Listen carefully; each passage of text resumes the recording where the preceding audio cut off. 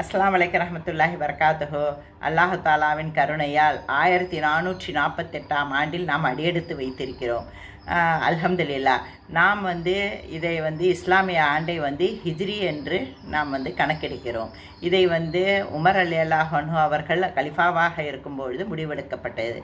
இதை நீங்கள் வருட வருடம் சொல்லிட்டு தான் இருக்கிறீங்க அப்படின்னு சொல்லுவீங்க. ஆனால் இது வரலாறு, இஸ்லாமிய வரலாறு.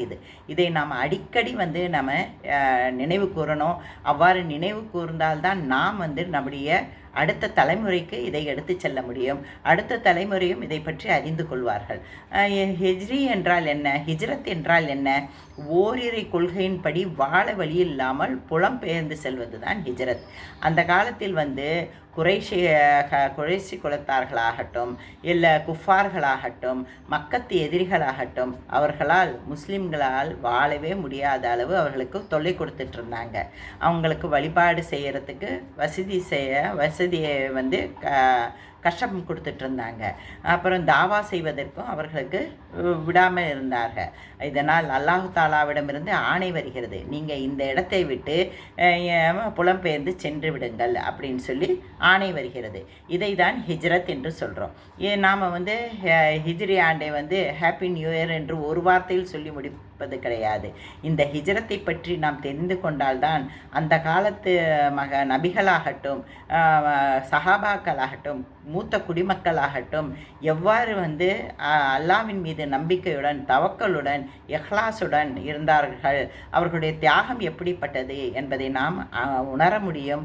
அப்பொழுது நாமளும் எவ்வாறு அதிலிருந்து படிப்பினை எடுத்துக்கொள்ள முடியும் என்பது தெரியும்.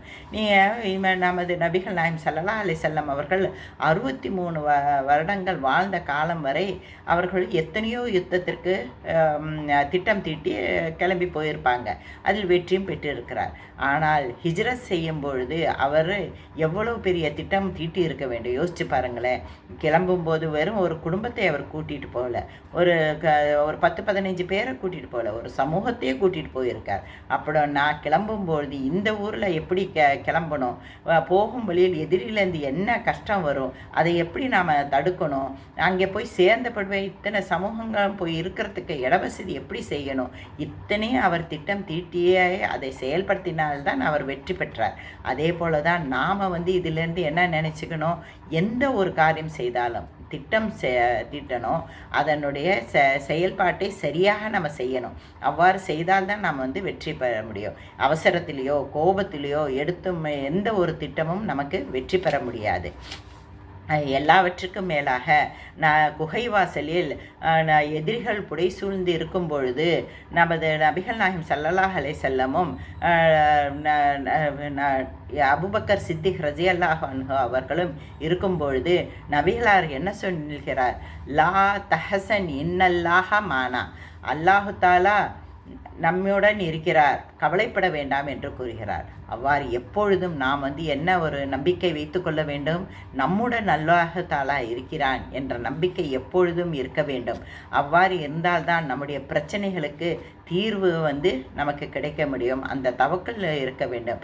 யா அல்லாஹ், இந்த ஆண்டு எங்களுக்கு சோதனை இல்லாத, வியாதிகள் இல்லாத ஆண்டாக இருக்க அருள் புரிவாயாக. ஆமீன். அல்லாஹு தாலா நினைத்தால்தான் மாற்றத்தை தர முடியும். நபிகளார்கள் அபூபக்கர் ரலியல்லாஹு அன்ஹுக்கு கூறிய வார்த்தையை போல அல்லாஹு தாலா நம்முடன் இருக்கிறார்கள், கவலைப்படாமல் இருங்கள் என்று கூறினாரே, அதே போல இந்த வருடத்தை நாம் அல்லாஹு தாலா நம்முடன் இருக்கிறார் என்ற ஒரு நம்பிக்கையுடன் நாம் தொடங்க வேண்டும். இது நமக்கு மட்டும் கிடையாது, இந்த வீடியோ பார்த்து கொண்டு இருக்கும் சகோதர சகோதரிகளுக்கு மட்டும் கிடையாது, அத்தனை இஸ்லாமிய மக்களுக்காகவும் இந்த துவாவை நாம் கேட்போம். ஆமீன். அஸ்ஸலாமு அலைக்கும் ரஹ்மத்துல்லாஹி வபரகாத்துஹு.